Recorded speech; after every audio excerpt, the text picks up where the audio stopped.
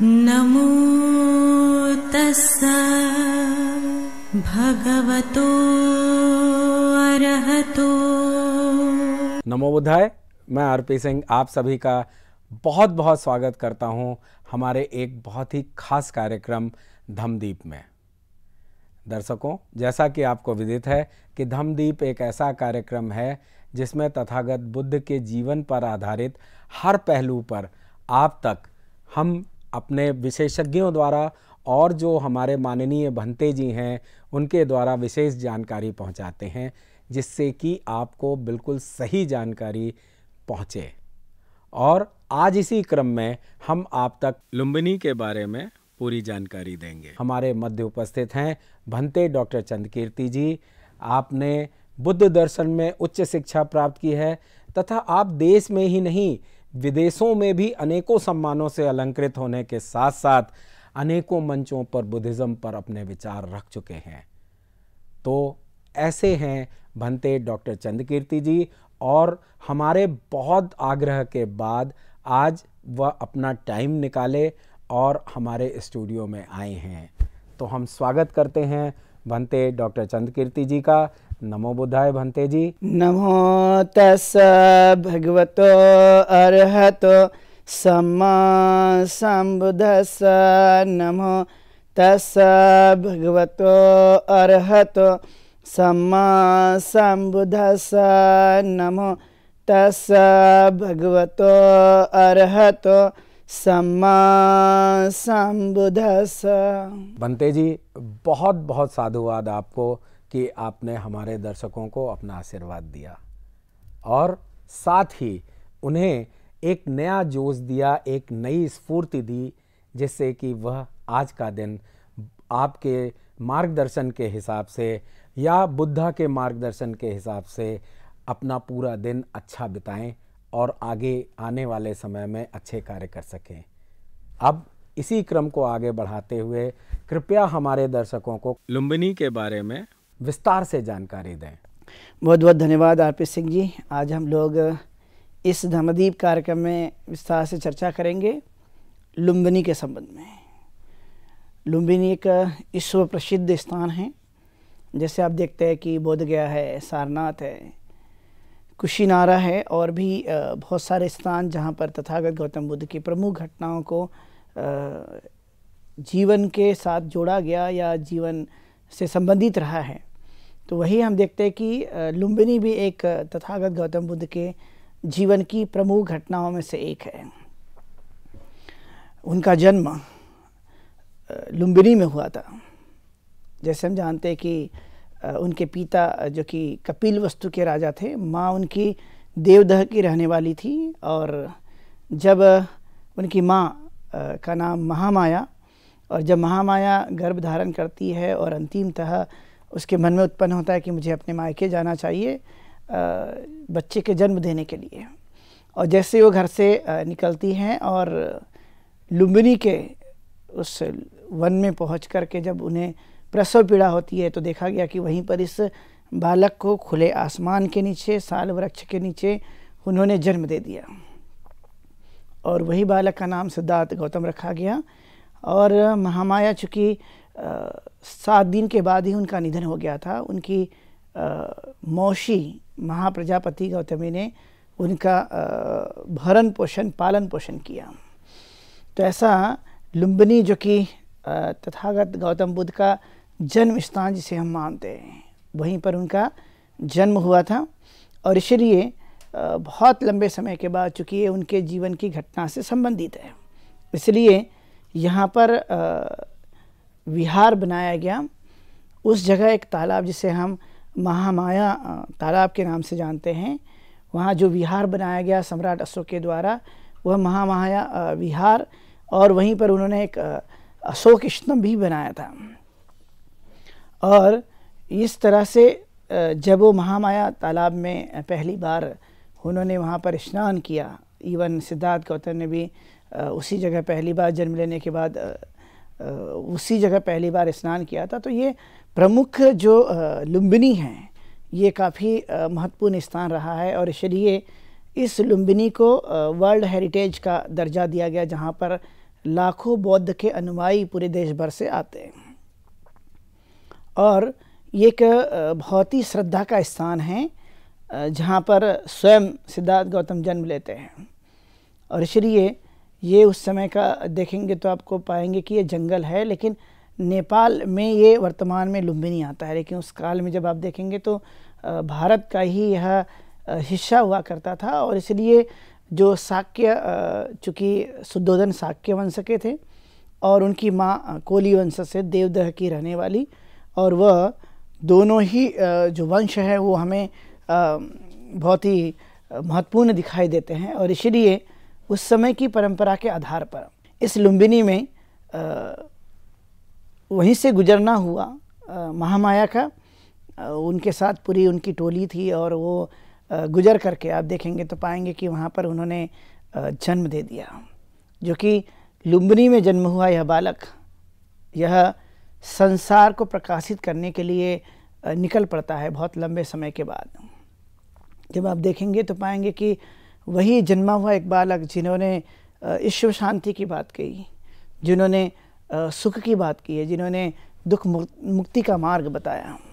यह लुम्बिनी कोई साधारण स्थान नहीं, यह दुनिया के जितने महत्वपूर्ण स्थान हैं, दुनिया के जितने धर्म के संस्थापक हुए, उनमें से यदि आप देखेंगे सिद्धार्थ सम्यक संबुद्ध बने तो उनका लुम्बिनी का स्थान भी बड़ा महत्वपूर्ण है। और इसी लुम्बिनी में जिस दिन जन्म हुआ वैशाख पूर्णिमा थी, और इसलिए वैशाख पूर्णिमा के दिन बहुत सारे ईश्वर के बौद्ध अनुयायी इस लुम्बिनी में आते हैं लाखों की संख्या में, और वहाँ पर अपना श्रद्धा भाव व्यक्त करते हैं। उसी परिसर में जब आप देखेंगे जहाँ महामाया विहार बनाया गया है, उसी जगह आप देखेंगे तो एक पीपल का वृक्ष भी हमें देखने के लिए मिलता है, जहाँ पर लोग अभी भी आकर पूजा करते हैं।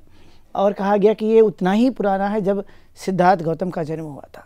इस तरह से क्योंकि वह तालाब के किनारे ही बना हुआ है, अभी भी वैसा हमें देखने के लिए मिलता है। और वो अशोक स्तंभ जो उस काल में जैसे बनाया गया था अशोक के द्वारा, वो हमें देखने के लिए मिलता है। और पुराना जो विहार जो कि ऊपर से तो अभी उसे नया रूप दिया गया, लेकिन जब आप ज़मीन में खुदाई के बाद जो मिला हुआ अवशेष हैं तो आप पाएंगे कि वहाँ पर ये बड़ा विहार जो है वो सम्राट अशोक के द्वारा बनाया गया।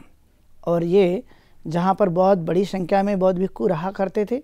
और इस तरह से देखा जाए तो लुम्बिनी जहाँ पर सिद्धार्थ गौतम का जन्म हुआ, एक वन जो जहाँ पर वृक्षों की संख्या है, जहाँ पर अभी भी जंगल देखने के लिए मिलता है, लेकिन प्राचीन काल में और भी इससे अधिक जंगल हुआ करता था जहाँ पर सिद्धार्थ गौतम का जन्म हुआ।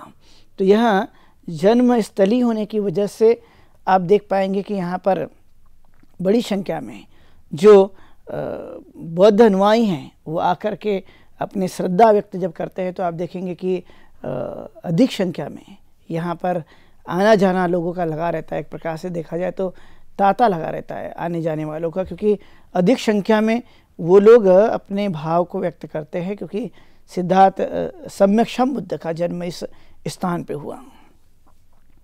इसलिए इसके प्रोटेक्शन के लिए यह चूँकि पुरातत्व विभाग के अंतर्गत आने वाला यह अब स्थान है, लेकिन बौद्ध अनुयायी यहाँ पर अधिक संख्या में आते रहते हैं। और ये इस समय जब आप देखेंगे तो सम्राट अशोक ने कुछ प्रमुख स्थानों का उन्होंने यात्रा करने के लिए अनिवार्य माना था। कम से कम बौद्ध होने के नाते 4 जगह की यात्रा अनिवार्य रूप से करनी चाहिए। उसमें से लुम्बिनी है, बोध गया है, सारनाथ है और कुशीनारा है। ये 4 प्रमुख स्थान जहाँ पर सिद्धार्थ गौतम का जन्म हुआ, जहाँ पर उनको ज्ञान की प्राप्ति हुई, जहाँ पर उन्होंने प्रथम उपदेश दिए और जहाँ पर उनका महापरिनिर्वाण हुआ। ऐसे 5 प्रमुख स्थान जो कि तथागत गौतम बुद्ध के जीवन से संबंधित है, और इसलिए यहाँ की यात्रा करने के लिए अनिवार्य माना गया। और इसलिए सम्राट अशोक जो कि एक बड़े बौद्ध अनुयायी रहा है, जिन्होंने बौद्ध धर्म का बड़े पैमाने पर प्रचार और प्रसार किया मानव कल्याण के लिए, तो यह 4 जगह उन्होंने अलग अलग जगह में स्तूप, स्तंभ और विहार का निर्माण किया। इसलिए ये स्थान कोई साधारण नहीं, अभी भी वो अशोक स्तंभ जैसे कि एक बड़े पिलर के रूप में हमें वहाँ पर देखने के लिए मिलते रहता है। उसके ऊपर में लोग जो है वो श्रद्धा व्यक्त करते हैं। जो वहाँ का वो वृक्ष है उसके चारों तरफ कपड़े से लपेट दिया गया है, जहाँ पर लोग अपनी पूजा का स्थान मानते हैं, उसकी श्रद्धा व्यक्त करते हैं। और जब आप विहार देखेंगे महामाया विहार, तो वहाँ पर भी लोग जाकर के बड़ी श्रद्धा से अपने भाव को व्यक्त करते हैं। उसकी माटी, उसकी धरती, जो कि सिद्धार्थ गौतम के जन्म जहाँ पर हुआ, उसकी माटी निश्चित तौर पर यह बड़ी महत्वपूर्ण है। एक श्रद्धा का स्थान है, पवित्र स्थान है, जहाँ पर लोग अपने जीवन में एक न एक बार जरूर जाते हैं। ये लुम्बिनी जो कि विश्व प्रसिद्ध यह जगह है, जहाँ पर सिद्धार्थ के जीवन से जुड़ी हुई घटना जहाँ से शुरू किया था, जन्म हुआ, तो यह उस समय की घटना जो कि 563 ईसा पूर्व यह उनका जन्म हुआ था।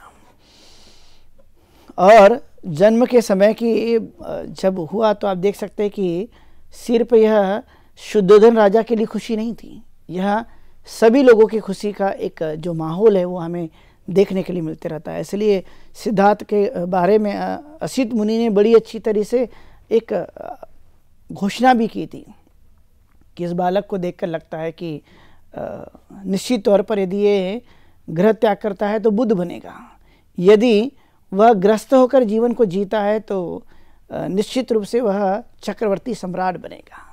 ये असित मुनि की उनके लिए दी गई भविष्यवाणी या उनके बारे में कहना।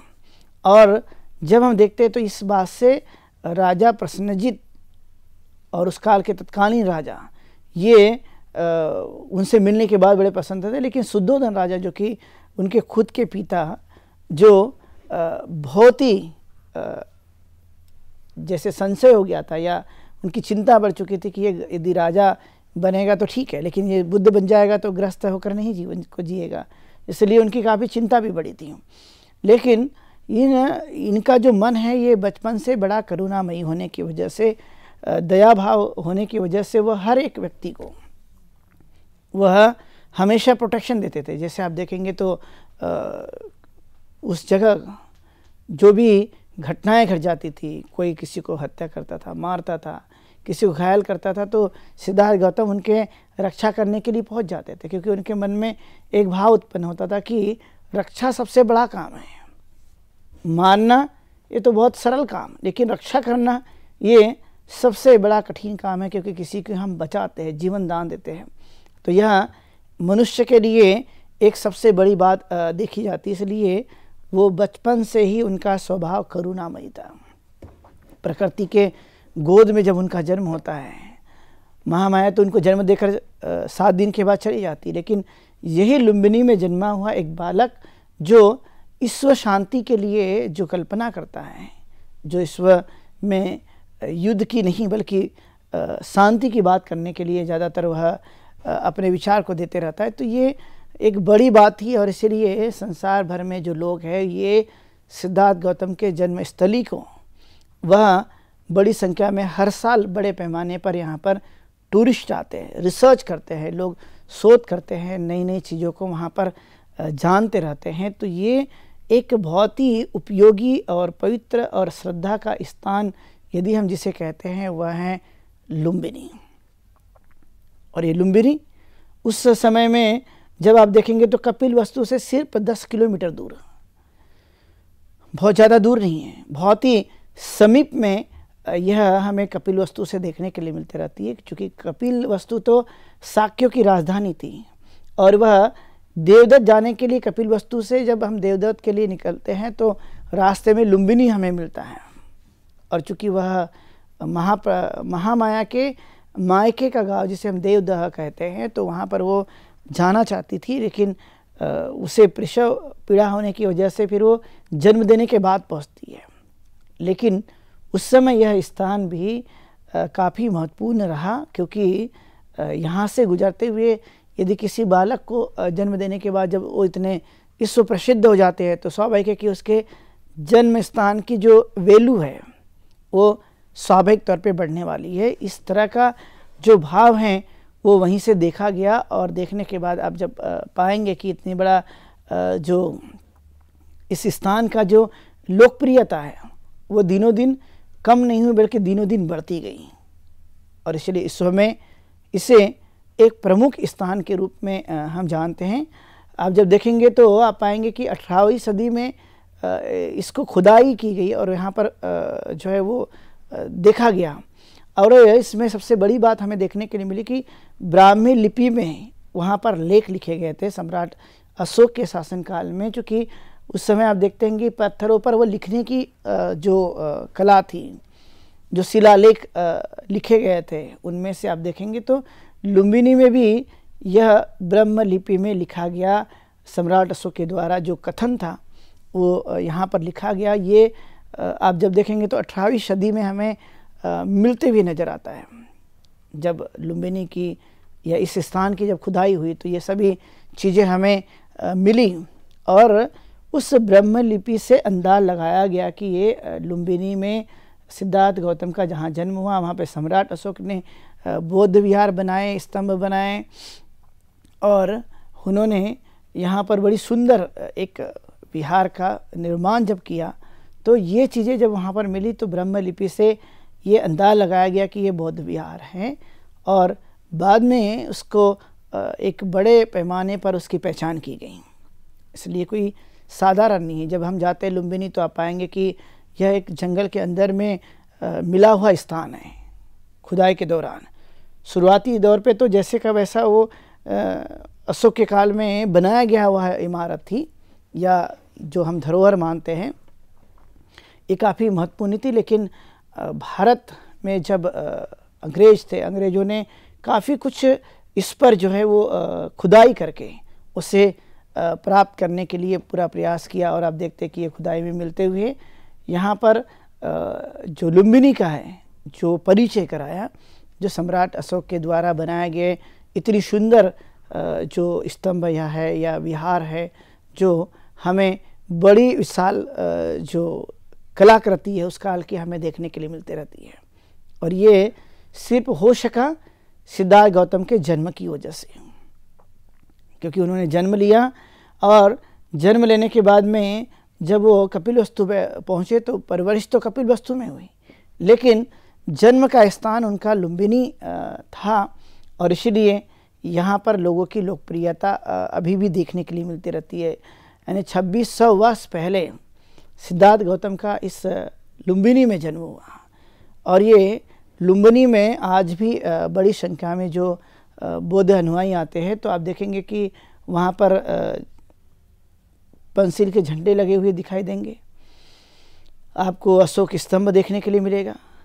वहाँ पर ये बना हुआ एक साक्षात विहार आपको देखने के लिए मिलेगा।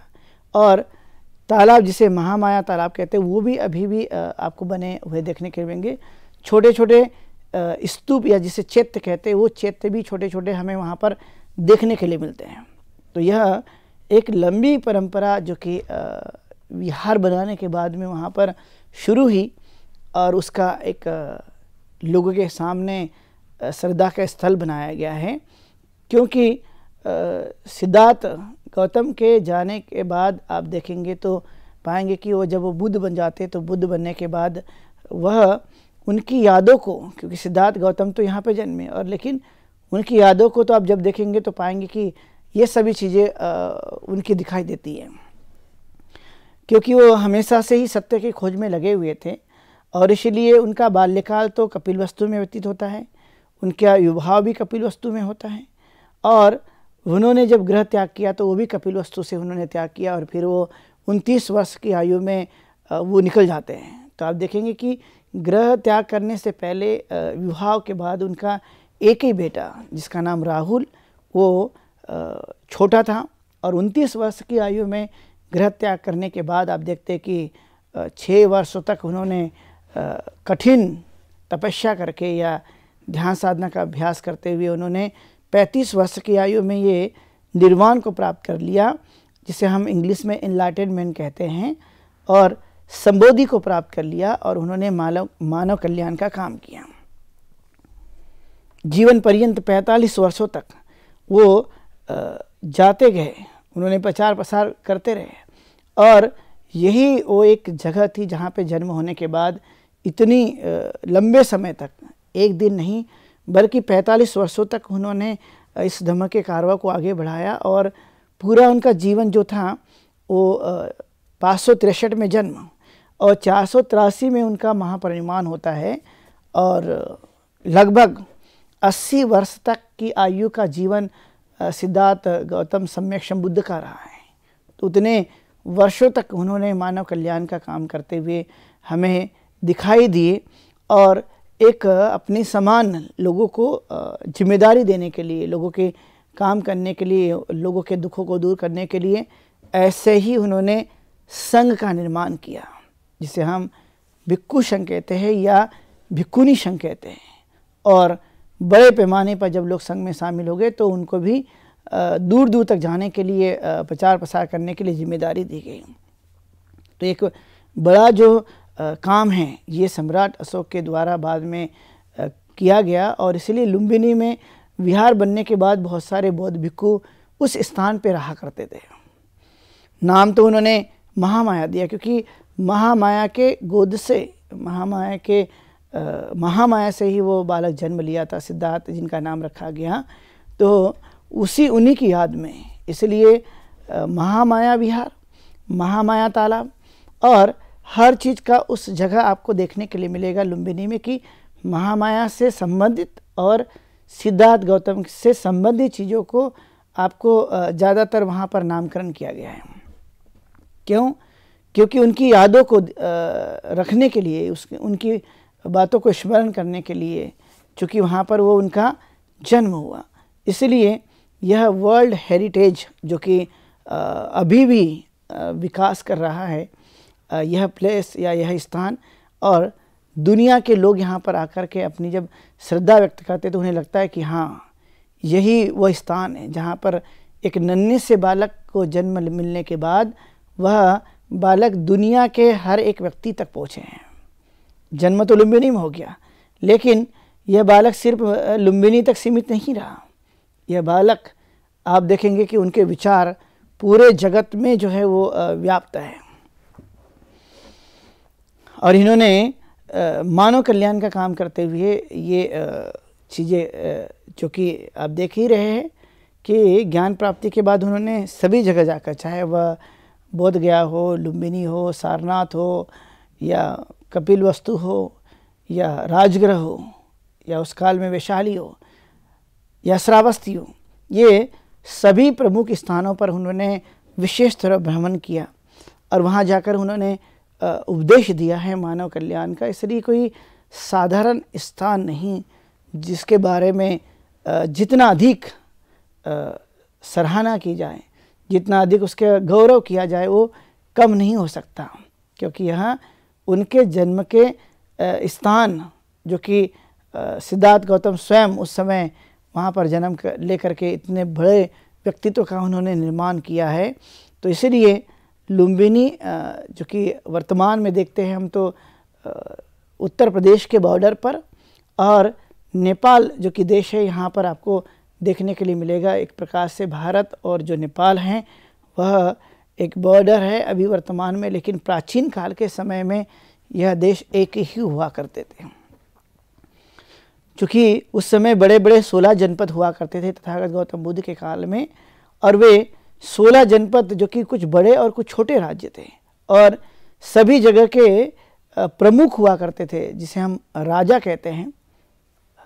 और वो अपने राज्य की या अपने जनपदों की, महाजनपदों की सभी प्रकार की गतिविधियों को बढ़ाते थे या संचालित करते थे, और अपने राज्य को सुचारू रूप से चलाने के लिए जितना उनसे हो सकता था वो पूरा करने पर विशेष जोर दिया करते थे। तो यह एक ऐसे विचार, ऐसी बातें जो हमें मानव कल्याण के लिए देखने के लिए मिलती है। और ये मानव कल्याण का संदेश आप देख सकते हैं कि धम्म लिपियों के माध्यम से सम्राट अशोक ने उन सभी पत्थरों पर लिखा, इसलिए वह हमारे लिए एक यादगार के रूप में है, एक स्मरण के रूप में है। और इसलिए तथागत गौतम बुद्ध ने पूरी तरह से अपने जीवन पर्यंत शील, सदाचार मैत्री, करुणा, मुदिता, उपेक्षा, अष्टांगिक मार्ग, 10 पारमिताएं, 4 ब्रह्म विहार और न जाने कितनी सारी अनंत शिक्षाएं वह लोगों के लिए उन्होंने दी है।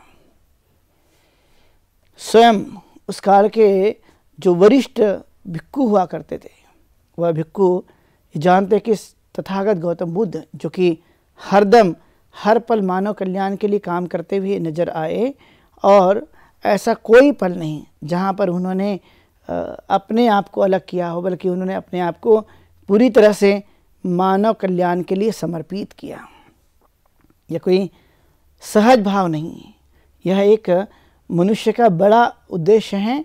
यह बड़ा जो सोच होती है, बड़ी जो सोच होती है, वो कहीं ना कहीं वहाँ से प्रकट हो जाती है। इसलिए यह लुम्बिनी शहर जो कि आप देखेंगे तो भारत के बॉर्डर में है, और यह कपिलवस्तु से पास में है, और यहाँ का जो नेपाल की राजधानी काठमांडू, वहाँ से देखेंगे तो यह आपको दूर दिखाई देगी, लेकिन भारत से बहुत ही नज़दीक जो स्थान है ये नेपाल, और वो उसमें आने वाला लुम्बिनी वन जहाँ पर ये जन्म हुआ था सिद्धार्थ गौतम का, तो यह बहुत ही नज़दीक है, बहुत ज़्यादा दूर नहीं बल्कि बहुत ही नज़दीक अभी भी हमें देखने के लिए मिलते रहता है। जब हम लुम्बिनी की बात करते हैं तो यहाँ का आवागमन का साधन बहुत ही आसानी से होता है, इसमें कोई भी किसी प्रकार की कोई कठिनाइयाँ नहीं होती हैं।